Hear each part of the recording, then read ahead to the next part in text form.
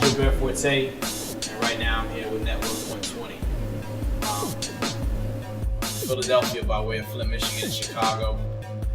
I'm a Temple student, So I'm an artist. I'm a music producer, I'm a songwriter, I'm a creator of sound.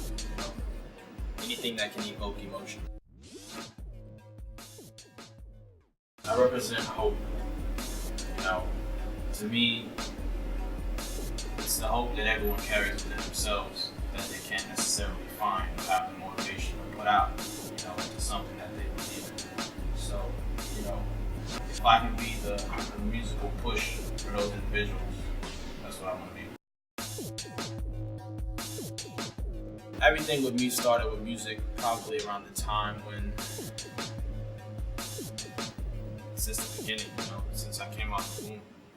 I feel like I was conceived to Sade and, the Bee Gees and all that type of music. So when I came out, that was the first music that I was exposed to.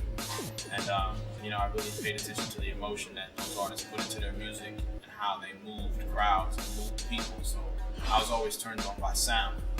And, later on, I started to see how creative the process was as far as, creating an instrumental and then placing lyrics with this and all of that. And I started out in production, that was middle school. And I was producing for a long time, all the way up through high school. Of course, everyone, rapping, in high school, 9th grade, 10th grade, listen to my rap. I didn't finish my homework, listen to my bars. So that's the sort of thing that I was into. And, as I got into college, I started to intern in a few recording studios. One in particular, Studio 609 in Philly, which is a Dream It Out spot. And I was able to learn about the music business outside of how the creative sense was. And I was able to see how they would handle their conversations with different people, work with the songwriters, and work with other producers, and deal with managers. So as I was honing my craft, I was able to put two and two together. And definitely, if you're pursuing music professionally as a career, you want to know what the business is like.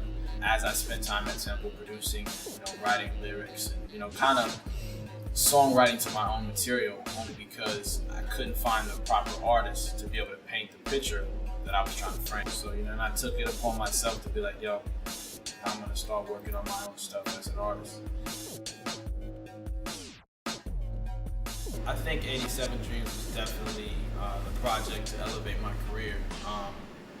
Usually when a new artist comes out, they come out with a state of mind that is a formula to how I'm gonna promote your music, how I'm gonna promote my stuff. And they're like, I'm gonna come out my first mixtape, I'm gonna do this, do that, I might rap over this beat.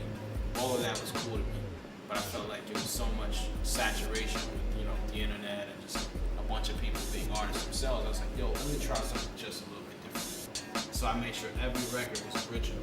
And because I felt like if this was gonna be my first and last project, I want to be able to put everything into it. So I try to make it very versatile, from records that I was singing on, to stuff I was rapping on. And you can tell the different cadences of each record. And, to me, it's all about emotion. And I'm a big fan of movies and films, so I used to pay attention to how the scores would move people when they watched the scenes. So to me, 87 Dreams was like an audio movie, and I wanted to kind of be able to have people just close their eyes, zone out to the project, and be like, if I never meet this dude, I have an idea that he's cool as shit, or like I think he's a great person. So, I really put time into that project to say, if I'm gonna try to leave a stamp or a pin somewhere in this game, I want them to know that I put my all into it, and I gave them original work. I think with Eyes of Veritas, with both projects, I think they were very cohesive in sound. And, with linking up with Don Cannon, me and him was always like, let's work on something, let's really put a project together. And this one, I felt like I opened the door with 87 Dreams. Now with Eyes of Veritas, I wanted to make a statement. You know, there's so much going on with the industry, there's so much going on with the world, there's just so much confusion that's with a lot of people and listeners of music. And I'm not a big fan of the direction that everything's going, so I was like, yo, I'm gonna make a statement with this project. And I want it to be a very hard hitting project, so every record was a straight punch to the face. I had an opportunity to work with a bunch of different producers on there. One of my favorite records was Train Lights that I did with Bing. It's just like, to this day, I can listen to that record. You know, a lot of artists be like, oh, I don't listen to my stuff. Yeah, right. I can listen to that record as if I don't even know who this guy is. That's how impactful it was with me. But I think Eyes of Veritas, it opened up the doors for a more streeter demographic than 87 Dreams. 87 Dreams had music for everybody, and Eyes of Veritas was like straight punch you in the face music. So, you know, I really wanted to be able to make a statement for that particular demographic, to let them know that you try to pull my card, you know, we can take it there. You know, if you want to get lyrical or you want to really get on some MC stuff, that's where it can go.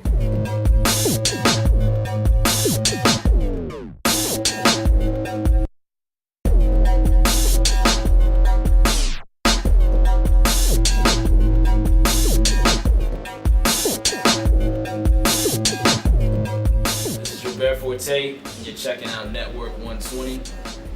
You're going to be seeing this on www.thecxx.com. For more information on Gilbere Forte, you can go to my website, gilbereforte.com, GilbereForte. Hit me on Twitter, which is @Gilbere Forte.